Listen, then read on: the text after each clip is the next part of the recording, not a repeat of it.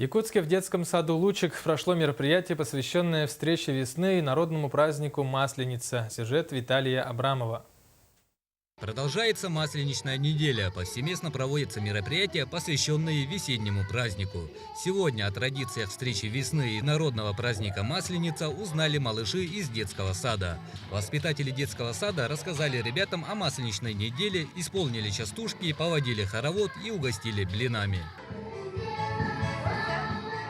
Также сотрудник МЧС провел для детей занятия по пожарной безопасности. Ребята-то дружно отгадывали загадки на противопожарную тематику. Узнали много нового о мерах пожарной безопасности при проведении обряда сжигания чучела Масленицы. А какие правила, как вы думаете? Чтобы нельзя разжигать огонь. Нельзя разжигать огонь детям. Дети проявили живой интерес, активно участвовали в разговоре. Теперь ребята знают, по какому номеру телефона вызвать пожарных, как вести себя в случае возникновения пожара и о необходимости говорить диспетчеру свой домашний адрес, чтобы пожарные могли прийти на помощь. Виталий Абрамов, НВК Саха, Якутск.